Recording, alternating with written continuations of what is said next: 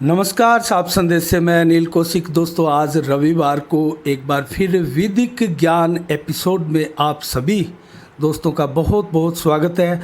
और दोस्तों, आज हम बात करेंगे, जैसा कि पिछले एपिसोड में बताया था, वसीयत को लेकर। जो प्रॉपर्टीज़, जो ज़मीनों का जो एक प्रकार से उसमें अपराध होते हैं, वो करोड़ों मामले दोस्तों पूरे देश की विभिन्न अदालतों में लंबित पड़े हैं।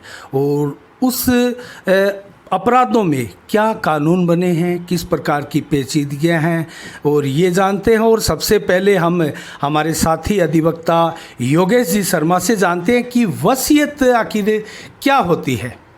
योगेश जी, आपका बहुत बहुत स्वागत है।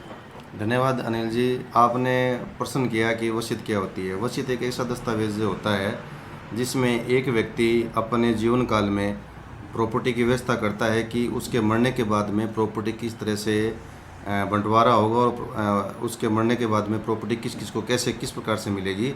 तो वसीयत एक ये मान के चलिए कि एक व्यक्ति अपने जीवन काल में अपने मरने के बाद में प्रॉपर्टी की व्यवस्था करता है कि बंटवारा किस तरीके से होगा और किस तरीके से मिलेगी। तो उसकी एक इच्छा होती है, यानी उसकी एक विल होती है ये कि मेरी इच्छा के अनुसार प्रॉपर्टी इस तरह से बंटवारा हो और इन व्यक्तियों को मिले। तो वसीयत एक ऐसा दस्तावेज है जिसका व्यक्ति अपने मृत्यु के बाद में अपनी संपत्ति के लिए प्रबंध करता है। तो ये वसीयत होती है। तो वसीयत कैसे बनती है, थोड़ा ये भी, इस पर भी फोकस करें। देखिए अनिल जी, वसीयत क्या होता है कि दस्तावेज होता है वो दो तरीके से आदमी बना सकता है। सबसे पहले एक वसीयत होती है, नोटेरी के पास वसीयत होती है। व्यक्ति अपनी वसीयत में अपनी प्रॉपर्टी की सारी डिटेल डालता है और किन किन को ये वसीयत मिलेगी उसका पूरा डिस्क्रिप्शन वसीयत में देता है और नोटेरी के यहाँ तस्दीक करवाता है। नोटेरी क्या करता है कि दो गवाहों की मौजूदगी में उस व्यक्ति के हस्ताक्षर करवाता है और गवाहों के हस्ताक्षर करवाता है और अपने रजिस्टर में उस वसीयत को पूरी तरह से मेंटेन करता है और वसीयत को तस्दीक करके और उस व्यक्ति को सौंप देता है। एक तरीका तो हो गया ये हो गया नोटेरी के पास वसीयत तस्दीक करवाने का तरीका।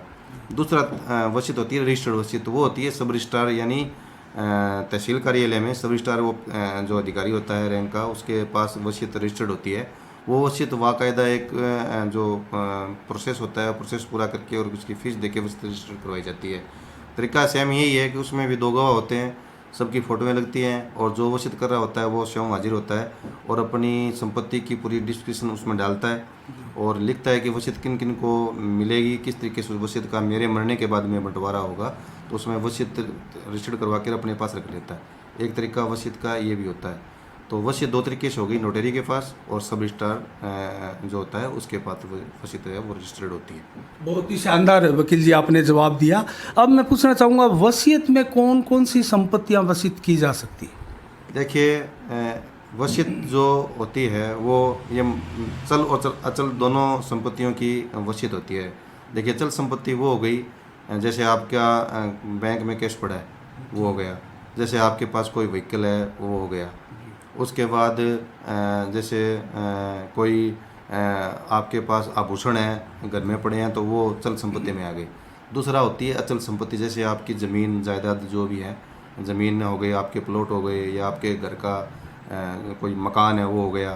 तो वो ये अचल संपत्ति में आ गए। तो इनकी वसीयत है वो व्यक्ति अपनी चल और अचल संपत्ति दोनों की वसीयत करवा सकता है। हाँ, ये ज़रूरी है कि जो चल अचल संपत्ति उसमें जो वसीयत में डाल रहा है उसका पूरा डिस्क्रिप्शन, यानी उसकी पूरी डिटेल वसीयत में डाले कि मेरी ये चल संपत्ति है, ये मेरी चल संपत्ति है, ये मेरा प्लॉट है इतने बाई इतने का है, फलानी जगह है, और प्रॉपर्टी का पूरा एड्रेस उसमें डाले। अचल संपत्ति यदि बैंक में रखी गई है या कोई कैश है तो बैंक का नाम और उसका संभव हो तो उसका खाता नंबर, जो बैंक में कैश पड़ा है उसका। यदि आपके आभूषण यदि कोई लॉकर में पड़े हैं तो लॉकर का, यदि आपके आभूषण आपके घर में पड़े हैं तो उनका पूरा डिस्क्रिप्शन संभव हो तो पूरा उसमें डालें। तो जो वसीयत होती है वो चल और अचल संपत्ति दोनों की जा सकती है। अच्छा वकील जी, एक सवाल इन्हीं से निकला है कि बेटियों का इस वसीयत में क्या प्रावधान है वर्तमान के कानून में? देखिए, एक व्यक्ति कानून ये कहता है कि एक व्यक्ति को अपनी इच्छा अनुसार संपत्ति का प्रबंध करने का अधिकार होता है। तो वसीयत एक ऐसा दस्तावेज है कि वो ये कहता है कि जब तक आप, वसीयत में एक लाइन होती है कि जब तक मैं जीऊँगा तब तक मैं मालिक हूँ और मेरे मरने के बाद में वसीयत इनको मिलेगी। तो जो व्यक्ति वसीयत कर रहा होता है उसमें जिन जिन व्यक्तियों का वो नाम लिखता है उनको वसीयत प्राप्त होती है। मान लीजिए कि किसी व्यक्ति के 2 बेटे हैं और 2 बेटियां हैं या 1 बेटी है, तो वो जिन जिन व्यक्तियों को वसीयत में बेटियों का नाम लिखता है, तो वसीयत का जो में जिस तरीके से प्रॉपर्टी का डिटेल दी गई है, उस हिसाब से प्रॉपर्टी उनको मिल जाएगी। तो देखिए वसीयत यदि जिन चाहे वो औरत हो या चाहे आदमी, यदि वसीयत में नाम लिख दिया गया है, चाहे बेटा हो, पोती हो, पोता हो, और चाहे वो रिश्तेदार हो या ना भी हो।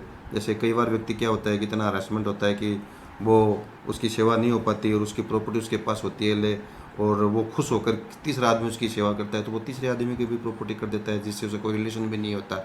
एक मान्यता के नाते भी उसने उसकी सेवा की है, उसका ध्यान रखा है, उसके दुख सुख में काम आया, उसकी बीमारी में काम आया है, तो वसीयत तीसरे आदमी में भी की जा सकती है। तो उसमें बेटियों की भी वसीयत हो जाती है। कई बार बेटे सेवा नहीं करते एक आदमी की, तो बेटियां सेवा करती है, तो बेटियों को भी वसीयत लिख देता है, तो सारी संपत्ति बेटियों को भी प्राप्त हो जाती है। कई बार बेटियां नहीं करती या नहीं मिलती या सेवा नहीं करती या अपने बुजुर्गों का ध्यान नहीं रखती, तो बुजुर्ग अपने बेटों के पक्ष में कर जाता है। तो वसीयत तो ऐसा दस्तावेज है भी जिनका नाम दे दिया, चाहे बेटा हो, बेटी हो या तीसरा पर्सन हो, तो वसीयत लिख दी तो लिख दी। आपने बढ़िया तरीके से समझाया वकील जी। इससे जुड़ा हुआ एक सवाल और है, अगर व्यक्ति मर जाता है और वसीयत का बंटवारा अपने पुत्रों के नाम नहीं करता है, तो उस कंडीशन में फिर क्या पेचीदगियाँ हो जाती है?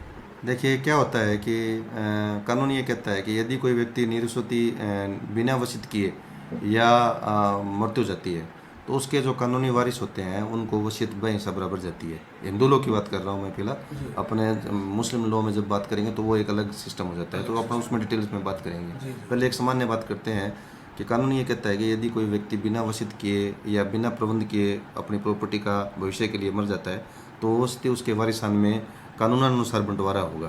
तो जैसे अपन सबसे पहले बात करते हैं हिंदू लॉ की, तो हिंदू लॉ ये कहता है कि उसके फर्स्ट कैटेगरी के जो वारिस होते हैं उनको प्रॉपर्टी जाएगी। उदाहरण के लिए जैसे एक आदमी के 2 बेटे 2 बेटियां हैं और उसकी पत्नी जीवित है, तो प्रॉपर्टी बेहिस्सा बराबर जाती है सबके बंटवारे में। और ये जैसे पत्नी मर गई तो फिर वो प्रॉपर्टी फिर वो खुद गुजर गया, पति पत्नी दोनों मर गए, तो प्रॉपर्टी 2 बेटों में 2 बेटियों में बराबर जाएगी।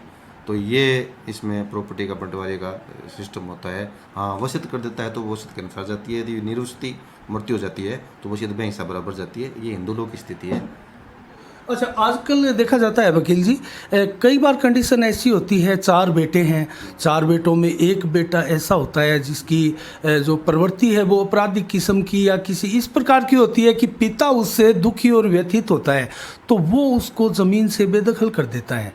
तो उसका फिर उसका क्या अधिकार रह जाता है और वो क्या कोई कानूनी किसी प्रकार से सहायता लेने का हकदार रहता है भविष्य में? देखिए क्या होता है जी, कई बार ऐसी स्थिति परिवार में विवाद की स्थिति हो जाती है। जी। एक व्यक्ति अपराधी किस्म का व्यक्ति होता है, वो सब पूरे परिवार को, अपने पिता को, माता पिता को परेशान रखता है, तो उसको आजकल अमूमन अखबारों में भी निकलाते हैं कि एफिडेविट देके कि मैंने अपने प्रॉपर्टी से मेरे बेटे को या मेरी बेटी को जो भी है उसको मैंने बेदखल कर दिया। कानून ये कहता है कि आप किसी को संपत्ति से बेदखल नहीं कर सकते। उसकी स्थिति ये होती है कि कई बार एसेशनल प्रॉपर्टी होती है। एसेशनल प्रॉपर्टी का मतलब ये होता है जो पैतृक पीढ़ियों से चली आ रही होती है, उस संपत्ति से किसी व्यक्ति को कोई बेदखल नहीं कर सकता। ये तो क्या होता है कि भेड़ को कुत्ता दिखाने वाली बात होती है कि आपने एक अखबार में लिखवा दिया कि मैं फलाना व्यक्ति है, मेरा बेटा है या मेरी बेटी है, वो उसका चाल चलन या वो मेरे को परेशान करता है या मेरी सेवा नहीं करता, तो मैं उसको अपनी प्रॉपर्टी से बेदखल करता हूँ। तो व्यक्ति को क्या होता है कि अपनी सम अर्जित जो संपत्ति होती है उसकी तो वो वसीयत करके उसको बेदखल कर देता है। एक डॉक्यूमेंट का काम होगा, जरिए डॉक्यूमेंट कर दिया उसने, या फिर वो डॉक्यूमेंट से टाइटल ट्रांसफ़र करके कर देता है। लेकिन जो एसेशनल प्रॉपर्टी जो होती है, जो पीढ़ियों से चली आ रही होती है, इसका भी एक अपना अलग बनाएंगे एपिसोड, उस पर बताएंगे सारा एसेशनल प्रॉपर्टी कौन सी होती है। लेकिन जो एसेशनल प्रॉपर्टी होती है उससे किसी व्यक्ति को कभी भी बेदखल एक आदमी अपने संतान को नहीं कर सकता। तो ये स्थिति है कि एसेशनल प्रॉपर्टी से नहीं, उसके राइट ख़त्म नहीं किए जा सकते। ये सिस्टम बहुत बढ़िया तरीके से वकील जी आपने बताया। और भादरा में क्यों सारी जगह ही इस प्रकार के केसेस बहुत ज़्यादा भी आने लगे हैं, तो इससे जुड़ा हुआ एक सवाल और मेरे दिमाग में अभी आया है कि तो उससे लाभ फिर क्या होता है उस पिता को? जैसे बेदखल कर दिया तो क्या किसी प्रकार के वर्तमान के पचड़े से बच जाता है उसका पिता? देखिए क्या होता है कि कई बार एक व्यक्ति जो होता है वो अपने परिवार को परेशान करने के लिए कहीं से रुपए उठा लेता है उधारी से अपने पिता के नाम से, जी। और या अपने परिवार को मुकदमेबाजी में परेशान करने की कोशिश करता है, या ऐसा कोई आपराधिक एक्ट कर देता है। तो उससे से फ़ायदा ये होता है कि किसी व्यक्ति ने अपने किसी संतान जो उसका आचरण गलत है उसको बेदखल कर दिया, तो उसको क्रिमिनल केस में पुलिस परेशान नहीं करती। वो ये क्लियर हो जाती है बात कि ये आदमी घर से निकाला हुआ है और इसके घर वालों की कोई जिम्मेवारी नहीं है। कई बार क्या होता है कि किसी सामान उठा लिया या चोरी कर ली, तो पुलिस क्या करती है कि पहले उसके घर पे जाती है, उसके माँ बाप से पूछती है भी आप बताओ। तो उनके पास एक आधार होता है जी हमने इसको पब्लिकली हमने इसको छोड़ रखा है और हमने इसको घर से निकाल रखा है, इससे हमारा कोई लेना देना नहीं है। तो उसमें थोड़ी एक हेल्प हो जाती है और ये सद्भावना हो जाती है कि वास्तव में ये क्रिमिनल माइंड का था, इसलिए इसके परिवार ने इसको निकाला है। तो थाने में उसको राहत मिल जाती है उस पिता को। जी जी जी।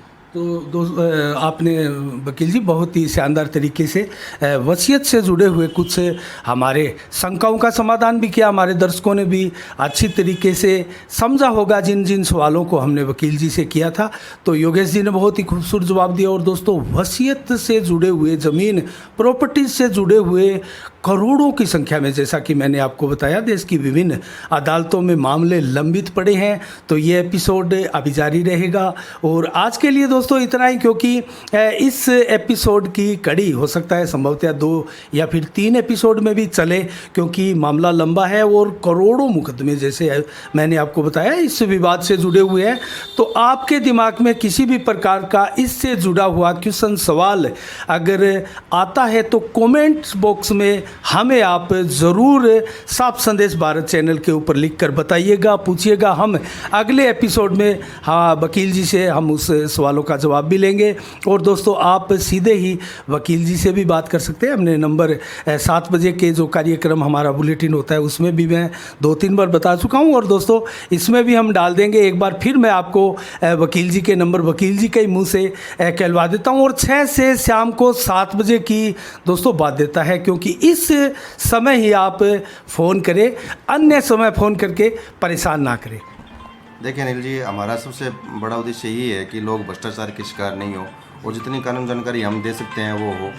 तो कोई 6 से शाम को 6 से 7 बजे तक कभी भी मेरे से बातचीत कर सकता है और अपनी जो कानूनी शंकाएं किसी के दिमाग में हैं तो वो बिल्कुल अपनी सोल्व कर सकता है। तो उसके लिए 9460504713 पे बात करें। हाँ, टाइम का ध्यान रखें, 6 से 7 बिल्कुल आपको एडवाइस दी जाएगी, फ्री दी जाएगी। हाँ, अनावश्यक क्वेश्चन, बेतुके क्वेश्चन नहीं करें, तो ऐसे क्वेश्चन करें जिसका वास्तव में आपके मन में हो और वो उनका कोई मतलब सार्थ कोई किसी के लिए हो, तो वो मैं तैयार हूँ, कोई दिक्कत नहीं है। बहुत बहुत धन्यवाद वकील जी। तो इसी के साथ दोस्तों हमारी नज़रें बनी रहेगी और क्वेश्चन क्या हो और किस प्रकार के सब्जेक्ट हम इस एपिसोड में लेकर आएँ, इसके लिए हम प्रयासरत रहेंगे।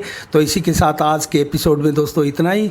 अगले एपिसोड तक के लिए आप मुझे दीजिएगा इजाज़त। साफ संदेश से मैं अनिल कौशिक, नमस्कार। जय भारत, जय जय राजस्थान।